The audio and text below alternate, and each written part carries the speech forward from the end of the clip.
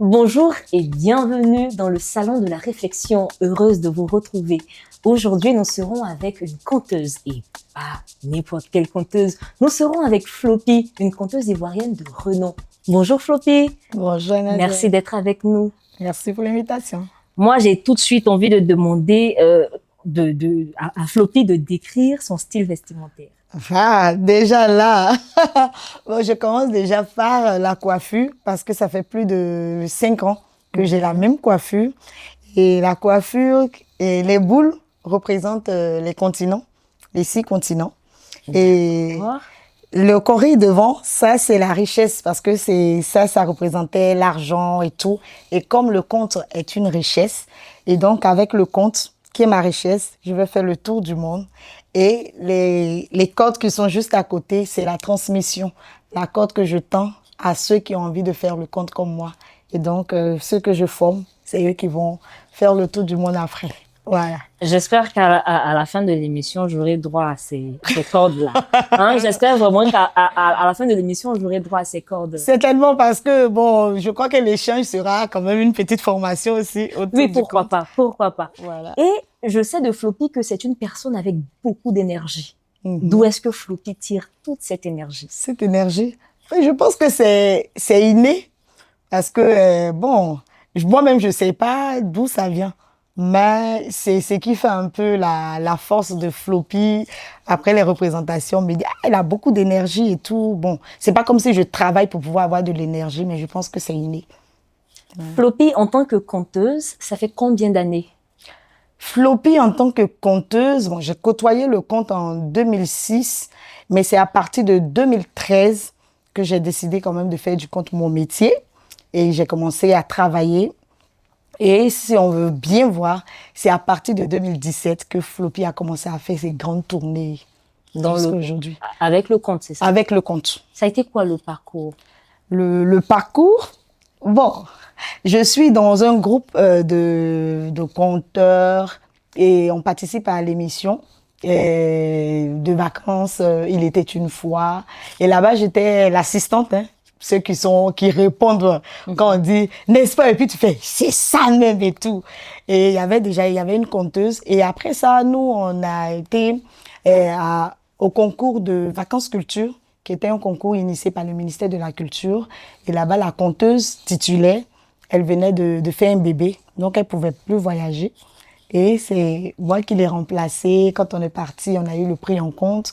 On l'a fait 3 années successives. Et puis, après ça, je me suis dit, bon, on a fini. C'était juste pour les vacances en ce moment. C'était pas pour devenir une conteuse. C'était pour m'occuper pendant les vacances. J'ai dû stopper le temps de faire mon bébé et tout. Je dis, bon, je finis. Et puis là, je reprends les choses en main. Et quand je reprends les choses, en 2012, je rencontre Taxi Conteur. Et avec lui, je suis une formation. Et en 2016, je participe au Massa. Et là-bas, tout démarre parce que c'est au Massa que j'ai rencontré mon manager, M. Sylvain Dartois. Et c'est à partir de ce moment-là que j'ai commencé à faire les tournées en Europe. Et jusqu'à cette date de 2017, mes tournées en Europe, j'ai fait plus de 350 représentations. Et en dehors de ça, je joue ici en Afrique, je joue en Côte d'Ivoire, beaucoup plus même en Côte d'Ivoire depuis la crise sanitaire. Je joue beaucoup plus en Côte d'Ivoire. Donc c'est un peu ça mon parcours. Et puis il faut dire qu'il y avait des gens qui étaient là pour pouvoir me booster. J'ai commencé avec monsieur Amani Conan Pépin. Après, quand j'ai rencontré Taxi Conteur, il y a eu monsieur Nzi Dieudonné aussi qui m'a boosté aussi par rapport au Massa. Et puis j'ai rencontré mon manager et puis monsieur Yacouba. Comment il s'appelle? Konaté. Non, c'est pas Konaté. Sangaré. Voilà. Oui, d'accord. Mais c'est Yacouba Sangaré, c'est lui aussi. Toutes ces personnes-là ont contribué à faire de la personne que vous êtes actuellement. Effectivement. La Floppy internationale. La Floppy internationale, effectivement. Mais en vrai, il y a eu, c'est toute une histoire qui est racontée. Oui. Et à partir de quel moment Floppy décide de véritablement s'intéresser au coach? À partir de 2013, quand j'avais fini la formation avec Taxi Conteur en 2012, en 2013, on organise, lui, sa structure et puis d'autres structures de la sous-région organisent un concours de contes pour jeunes talents d'Afrique de l'Ouest. Donc là, je participe. j'ai été vainqueur national. Et quand on a fait la finale, j'ai été vainqueur. Donc, c'est après ce sacré-là, après, voilà, où tu es vainqueur, tu te dis, bon, apparemment, tu n'es pas sur le mauvais chemin, qu'il faut continuer de travailler et tout. Et puis, je me plaisais à partager, à être sur la scène, à partager ce bonheur-là. Voilà. Entre toutes les formes d'art Mhm. qui puissent exister, pourquoi avoir choisi spécialement le conte? Pourquoi avoir choisi le conte? Moi, je pense que c'est le conte qui m'a choisi. Parce que Il y a une histoire d'amour, en tout cas, voilà, il y a une histoire d'amour qui est née. Parce que en faisant ce parcours-là, je savais pas que j'allais vraiment choisir le conte, quoi. Et puis, arrivé un moment, je me suis dit, bon, il fallait faire quelque chose, il fallait travailler, il fallait choisir un art parce que j'ai fait le théâtre, j'ai fait la danse et tout. Mais je me sentais tellement bien quand je faisais le conte. Et puis, comme je l'ai dit, parmi ceux qui m'ont vraiment boosté, Monsieur Sangaré Yakuba, en tout cas, c'est lui qui m'a fait rêver. C'est lui qui m'a fait rêver parce qu'il m'a dit, le conte, il n'y a pas beaucoup de femmes qui font le conte. Et puis quand on te voit sur la scène, tu as tellement d'énergie, on sent la joie, on a envie de t'écouter. Et je pense que si tu te concentres bien sur le conte, ça peut t'aider. Et même, tu vas voir, tu vas aller en Europe, tu vas jouer dans des salles où c'est que les blancs. Et donc, j'étais là, je rêvais, je me voyais déjà. Parce que nous, on est dans le conte. Le conte, c'est les images. Donc, je voyais, me dire, ah, mais il y aura des moments où je vais t'appeler, tu vas dire, ah, je regarde mon agenda. Et puis, c'est arrivé et tout. Et c'est à la longue, j'ai compris que effectivement le conte m'a choisi parce que je suis petite fille de conteur. Mon grand-père était conteur. Voilà. Donc, c'est après que j'ai su par un oncle que ce que je faisais, c'était pas un pur hasard. Et on m'a dit que mon grand-père, il était conteur. Alors, comment ça se passe la transmission? C'est la tradition orale. On sait que ça se transmet parfois de génération en génération. Ça se passe comment? Bon, Est-ce moi, que Floppy a connu son grand-père? j'ai connu mon grand-père, mais dire que le conte avec mon grand-père, c'était pas trop ça. Je sais que quand on était petit, il y avait un pot vert qu'il déposait dans la cour où souvent on se posait dessus parce que mon grand-père il avait quand même un gros ventre là. Donc on jouait avec son ventre et puis souvent il racontait des petites histoires mais je retenais pas les histoires mais je savais qu'il y avait toujours à Samblangangan qui prenait quand même un peu pour nous effrayer et tout. Le génie de la forêt. Voilà, le génie de la forêt. Il prenait pour nous effrayer. Mais quand j'ai décidé de faire du conte mon métier, en ce moment-là, mon grand-père était déjà malade. Donc, il n'arrivait pas à parler, on ne l'entendait pas bien. Et ce qui a été marrant et puis en même temps intéressant et pour moi, hein, personnellement, je me dis que c'est à partir de là que la transmission s'est faite. Quand je décide de faire du conte mon métier, mon grand-père n'est plus. C'est la même année qu'il meurt. Et donc, j'ai l'impression qu'on m'a transmis avant de partir. Il faudrait perpétuer ce que Pépé nous a donné. Effectivement. Pépé m'a donné. Voilà. D'accord. Pour devenir conteuse professionnelle, on imagine qu'il y a des formations à faire. Il y a quand même un parcours académique, je pense. Y a-t-il des écoles ici en Côte d'Ivoire qui forment au métier de conteur? Pas qui forment au métier de conteur. Je sais, à l'INSAC, le conte fait partie des matières. Mais c'est pas une discipline. En tout cas, pour l'instant, c'est pas encore une discipline au même niveau comme le théâtre, la danse, les arts plastiques, la musique et tout. Mais je pense bien que le travail est en train d'être fait au niveau de l'INSAC parce que ils ont vu qu'il y a quand même des gens qui commencent à s'intéresser. Et maintenant, on sait que le conte est un métier d'avenir. Parce que moi, étant donné que j'ai été étudiante à l'INSAC et aujourd'hui, je suis enseignante à l'INSAC et je fais le conte, je pratique le conte, je vis du conte, on s'est dit que, donc ça, c'est quand même un bon métier qu'on peut promouvoir. Donc, du coup, moi, j'enseigne les contes et légendes là-bas. C'est juste pour la matière. Et on n'a pas vraiment assez de temps pour pouvoir développer véritablement. Mais on sort pas avec un diplôme de conteur. Ça n'existe pas encore. Peut-être que quand Floppy va créer son école, L'international Floppy Mendoza, quand elle va créer son école, il y aura le diplôme en tant que conteur professionnel, voilà, un truc comme ça. On espère que ça ne va pas tarder, hein. Bon, on espère, on croise. Ceux qui Voilà. aspirent véritablement à devenir conteur. Conteuse professionnelle. Voilà. Mais même si ça n'existe pas dans l'école ou bien il n'y a pas une école qui forme, mais il y a des conteurs qui initient des ateliers de formation. Moi, par exemple, je prends mon exemple en tant que initiatrice du festival Ivoire Graines de Conteur, où on s'intéresse beaucoup plus sur le conte pour les enfants. Je fais venir des conteurs professionnels pour venir transmettre quand même leur savoir sur comment on doit raconter pour les enfants. Donc, au cours des festivals et souvent aussi, on initie des ateliers, on lance, bon, il y a des ateliers. Ceux qui sont intéressés, ils peuvent venir s'inscrire. Mais le constat aussi qu'on fait, c'est que les gens te voient, ils voient ton travail, ils te disent, j'ai envie de faire, mais tu les vois pas, quoi. Parce que la meilleure formation, c'est de voir l'autre sur scène. Tu aimes quelque chose, va voir ceux qui pratiquent. Comment est-ce que celui-là, il travaille? Comment il rend son travail? Quand c'est comme ça, tu te formes, tu apprends. T'as pas besoin forcément d'avoir une école, puisque ça n'existe pas, d'avoir une école et puis tu vas aller apprendre le conte. Mais c'est d'abord ça. Il faut aller au spectacle. D'accord. S'il y a des ateliers de formation, on imagine qu'il y a des techniques de narration. Oui, pour pouvoir raconter, il y a des techniques, mais chacun a son style pour pouvoir raconter. Mais les techniques, c'est un peu comme les techniques au niveau du théâtre. Tu vois, il y a la diction, il y a la narration, la manière de parler, il y a la modulation de la voix, il y a le rythme, il y a les gestes. C'est tous ces éléments-là que tu essaies de mettre ensemble pour pouvoir partager ce moment-là avec ton public. Et à votre niveau, c'est quoi ces techniques-là? Quels sont vos secrets, vos petits secrets de narration? Petits secrets de narration. Bon, avec mon maître taxi-compteur, il m'a dit que au niveau de l'addiction, il dit, bon, Flo, puis quand tu entends de parler, on a envie de t'écouter. Parce que je fais un sérieux travail sur l'addiction, sur le rythme. Quand je dois raconter, à quel moment je suis rapide, à quel moment je pose. Donc, il y a tous ces éléments-là qui sont que je mets en place. Mais au niveau de... Moi, je suis naturelle.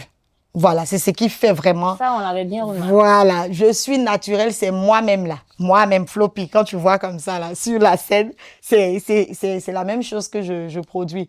Donc, si tu as envie de raconter, c'est tous ces éléments-là que tu prends en compte. Et puis, dans mes textes, maintenant, j'essaie de mettre certaines choses, j'essaie d'adapter aux réalités, ce qu'on vit, ce qu'on voit et tout. J'essaie d'adapter. Mais là où on dit, Floppy, ça là, c'est Floppy là. C'est quand j'exagère un peu. Par exemple, je veux parler de la trompe de l'éléphant. Je peux dire non, sa trompe fait 12 kilomètres. Donc ça, c'est juste pour créer un peu la fonction fatigue avec le public. Ils vont dire, ah, c'est long. Je dis, ah, c'est long. Donc de diminuer, tu vois. Et puis ça crée le contact avec le public. Donc c'est un peu comme ça que Floppy captive son auditoire. Son auditoire. Comme ça, c'est quand je suis plus avec les enfants, mais avec les adultes, il y a une certaine manière, il y a des choses que je mets. Avec les adultes, j'utilise aussi les proverbes.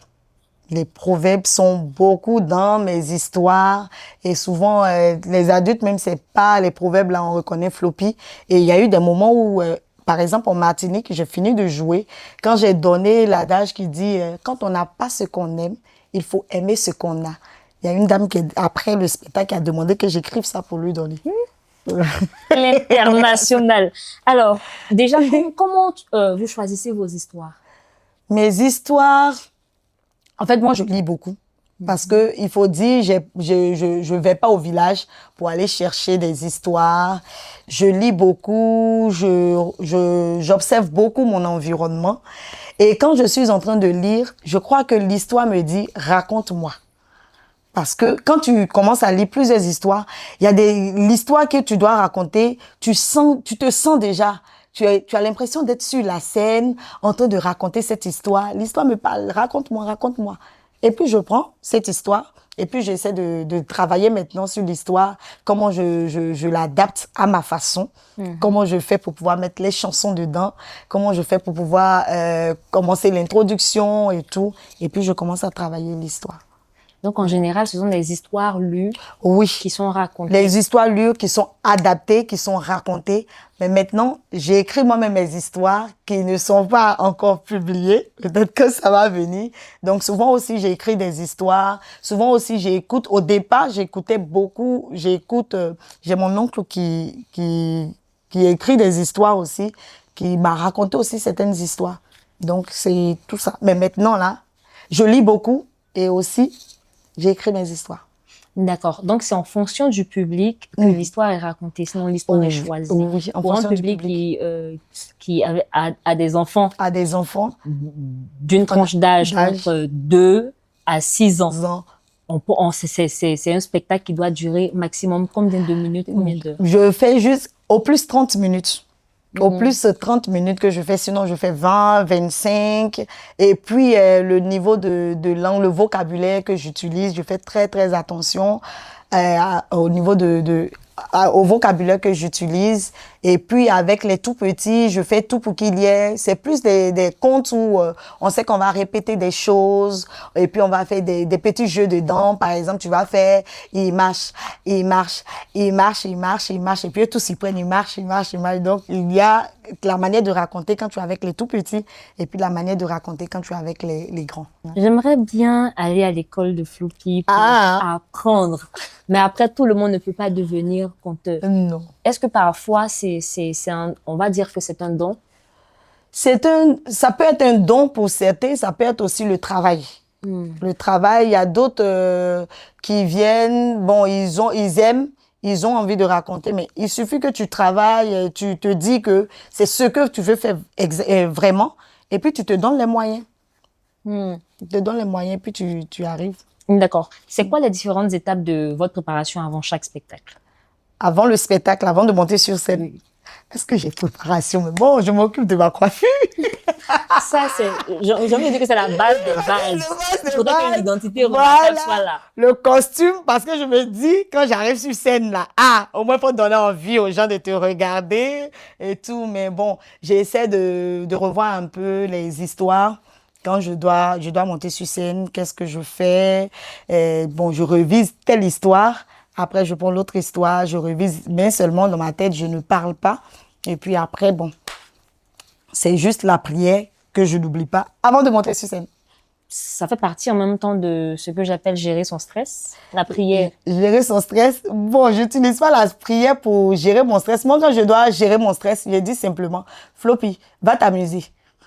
Avant de monter sur scène, quand je dis Floppy, va t'amuser parce que je stresse par moment et puis après je dis, bon, telle partie-là, est-ce que je vais pas enlever ici pour commencer? Est-ce que non, ça je fais comme ci, ça je fais comme ça. Et puis quelque chose me dit, oh, calme-toi là. C'est que tu as appris là, va faire. Et il dit, bon, Floppy, va t'amuser. Puis bon, quand je monte, ça devient juste de l'amusement. Voilà. D'accord. Et après, quand on finit de gérer son stress, on arrive sur scène, il y a parfois des moments où on oublie ce qu'on a appris. Comment vous gérez cette partie? Ce qui est intéressant, c'est toi qui connais ton histoire.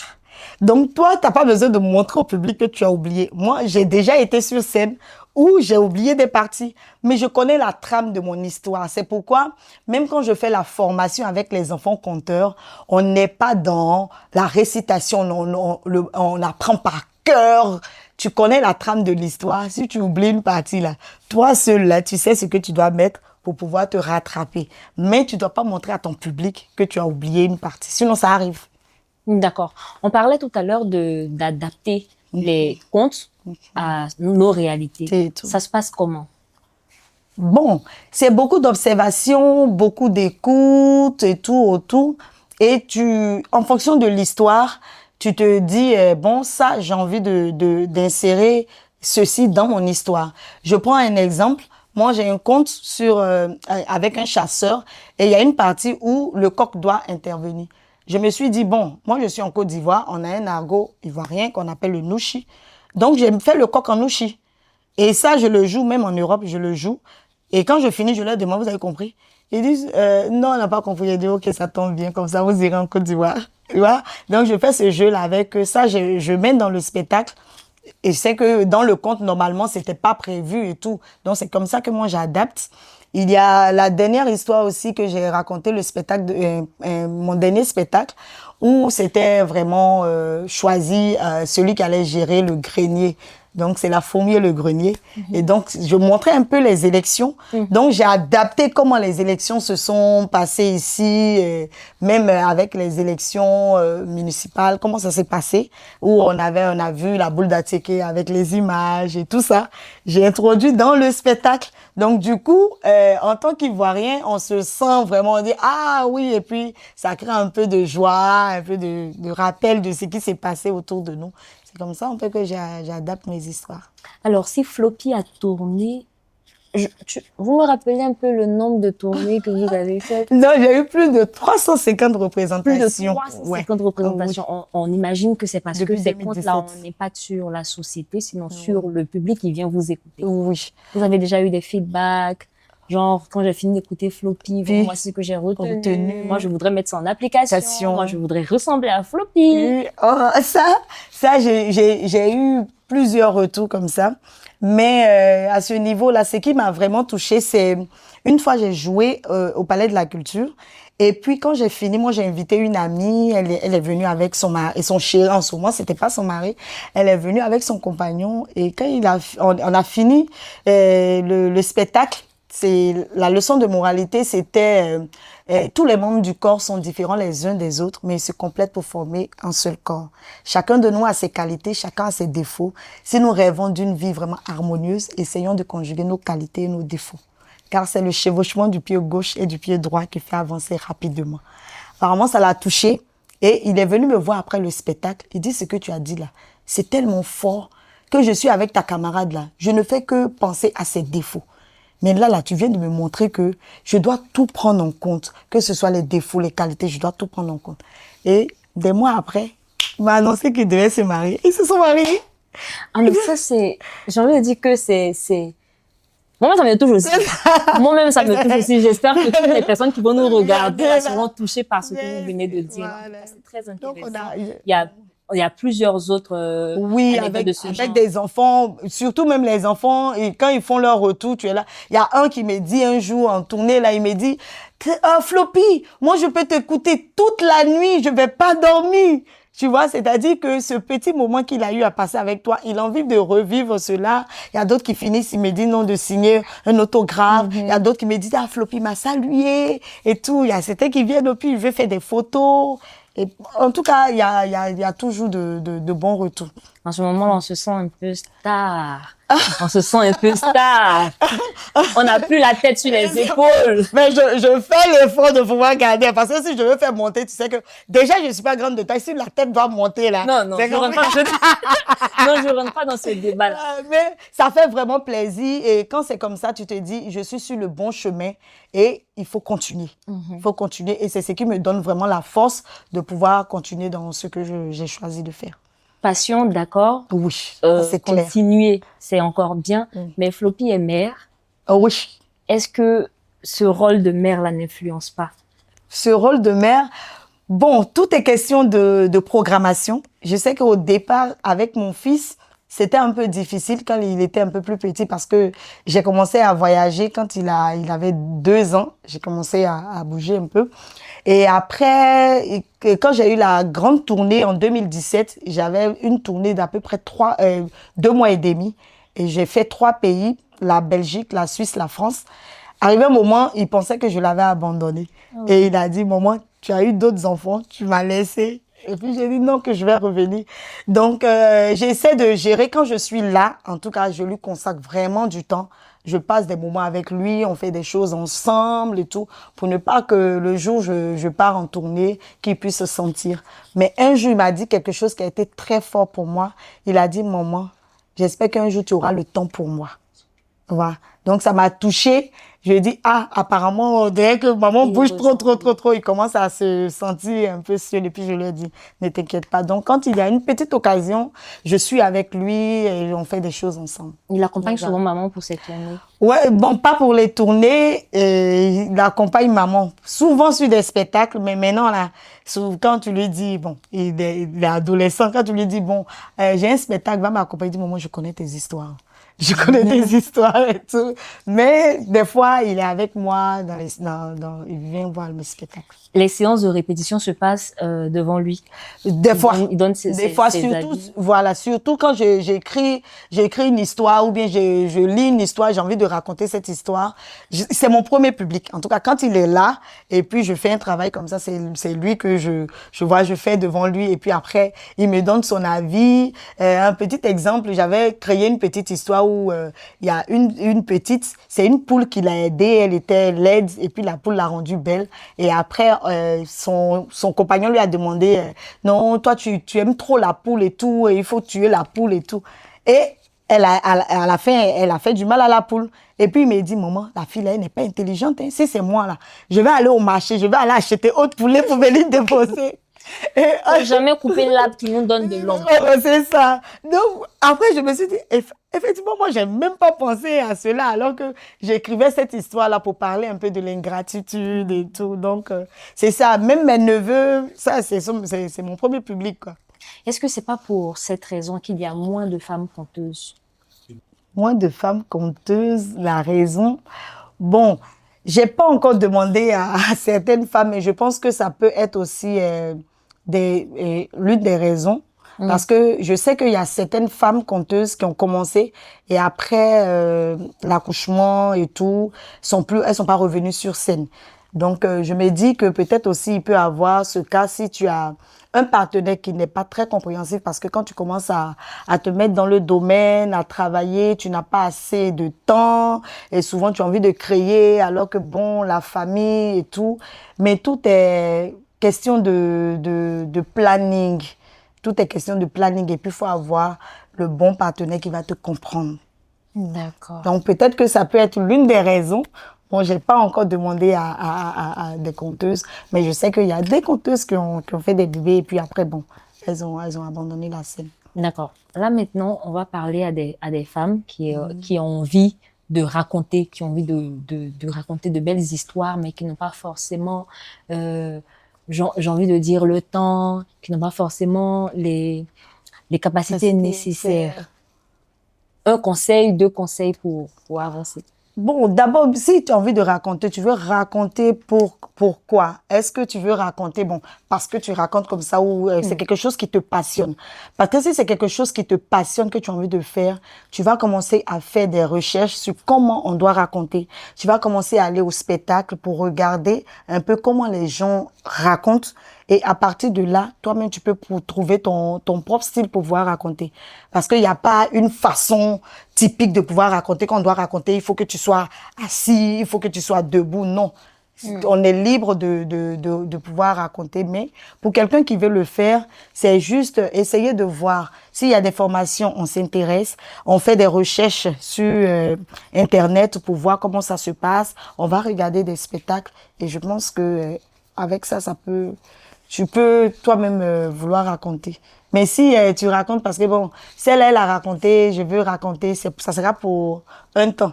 Aussi, tu peux raconter aussi juste pour ton plaisir, tu as envie de faire avec tes enfants, mais tu n'as pas envie de faire carrière là-dedans. Donc, ça dépend. À présent, si on vous demande d'établir un lien entre le conte, la lecture. Le conte, la lecture. Ça va de pair, moi, mais je lis pour pouvoir faire le conte et tout. Parce qu'on sait que le conte, c'est oral. Oh oui. Voilà. Donc, oui, mais en fait, ce que moi, bon, ça c'est moi mon constat personnel, hein, parce qu'on n'arrive pas aujourd'hui à aller, par exemple, au village pour aller écouter des histoires. Et il y a des gens qui ont travaillé pour recueillir des histoires et puis les mettre dans les livres pour qu'on puisse les lire. Et si tu lis l'histoire, c'est forcément que si tu veux faire le conte, tu vas déposer le livre et puis tu vas raconter oralement. Donc, si tu lis, c'est que tu n'es pas en train de forcément faire le conte avec tous ces éléments parce que tu seras bloqué par le livre. Donc, tu ne pourras pas faire tous tes mouvements. Mais dans ta manière de lire, il peut y avoir du conte parce qu'il y a la narration, il y a la manière de le dire. D'accord. Selon vous, si aujourd'hui on décide de faire du conte une discipline scolaire, vous pensez que ça pourrait avoir un impact sur l'éducation ou sur le rendu ou le rendement des élèves? Ouais, je pense bien. Je pense bien, je le dis haut et fort parce que avec la petite expérience qu'on a avec le festival Ivoire Graines de Conteur, où nous initions des enfants à la pratique du conte, on voit que sur le plan même éducation, parce que les contes qu'on prend, on utilise, c'est des contes qui enseignent des valeurs. On insiste dessus parce que ça c'est le conte quand même, c'est la moralité, voilà, qui fait le conte africain. Donc on insiste vraiment sur ces valeurs. Moi une fois, il y a des enfants conteurs, on a travaillé sur la protection de l'environnement. Et il y a une qui a fini de boire son bidon d'eau et puis elle a déposé et puis l'autre a dit hey, on n'a pas dit qu'on n'a pas le droit de faire cela. Et puis il a ramassé. Parce qu'on est en train de parler de la protection de l'eau. Et puis, en plus de ça, sur le plan pédagogique, didactique et tout, les enfants apprennent beaucoup. Déjà avec le conte, le langage, le vocabulaire, la manière de s'exprimer. Aujourd'hui, il y a des enfants qui ont fait enfants conteurs. Quand ils venaient, ils pouvaient même pas parler même devant un public. Ils avaient peur, mais aujourd'hui, ils arrivent à s'exprimer. Donc, je pense bien que si le conte est utilisé à l'école, ça va beaucoup aider les enfants à pouvoir mieux s'exprimer, à savoir marcher en fonction des valeurs que le conte transmet. Et ça aura beaucoup de répercussions sur les enfants, à ne pas être timide, parce que ça t'aide à pouvoir parler devant les gens. D'accord. On tire pratiquement vers la fin de l'émission. Déjà. Oh. Déjà. Sinon, la conteuse, elle peut parler jusqu'à demain. non, mais nous, on a un timing qu'il faut respecter. Ah, d'accord. Je le sais. On tire vers la fin de l'émission et on a envie de connaître les projets futurs de Floppy. Les projets futurs de Floppy. Floppy, là, hey, il y a beaucoup de choses dans sa tête. Il y a beaucoup de choses, mais j'ai dit les projets qui sont vraiment là, pas très longtemps. Floppy est en train de préparer un nouveau spectacle. Elle est en train de préparer un nouveau spectacle qui certainement, peut-être, sera joué le 1er décembre, le jour de son anniversaire. Donc, je rentre dans le bois sacré. Il y a aussi la préparation de la 6e édition de Ivoire Graines de Conteur qui aura lieu en février 2025. Donc, on commence à lancer les auditions à partir de septembre-octobre pour que les enfants s'inscrivent et la formation va démarrer à partir du mois de novembre. Et ça, ce sont les projets qui sont là de façon immédiate et tout. Sinon, il y a beaucoup de projets, même les contes que je raconte, puisqu'il y a certaines histoires que moi-même j'écris, je les ai pas encore publiées. Donc, on a ça comme projet. En tout cas, il y a beaucoup de choses dans la tête. Il y a beaucoup de choses. Voilà. Mais dans l'accomplissement de ces projets, on imagine qu'il y a des défis. Oh oui. C'est quoi ces défis-là? Ces défis à relever. Déjà, au niveau des enfants conteurs pour le festival, on travaille avec les enfants qui sont à Abidjan. On ne va pas à l'intérieur. Ça, c'est déjà un gros défi. C'est déjà un gros défi. Comment aller travailler avec les enfants qui sont à l'intérieur? Et vraiment, je vais me donner les moyens de pouvoir réaliser cela. Parce que il y a une maman qui m'a vue une fois, elle m'a dit hey, nous on est à Yamoussoukro, on fait comment pour pouvoir bénéficier? Parce qu'elle a vu les enfants conteurs prester. Donc ça, c'est un gros défi. Et puis, je me dis aussi que c'est de reprendre vraiment le travail, faire un spectacle de qualité, parce qu'il y a ce qu'on sait de toi. Comme nos maîtres nous disent, une chose est de monter, mais quand tu montes là, comment tu fais? Tu dois pas descendre. Donc, si tu descends, c'est comme si tu ne travailles pas. Donc, soit tu es obligé de garder la barre vraiment haute. Donc, il faut que je continue le travail. Et pour moi, réussir le prochain spectacle, ça sera un gros défi pour moi.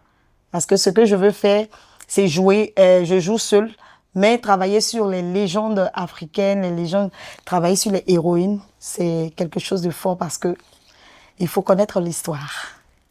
D'accord. Et nous, nous sommes impatients de voir tous ces projets-là fleurir. On souhaite que vos activités, que vos projets fassent florès. Nous sommes à la fin et comme d'habitude, on garde toujours le meilleur pour la fin.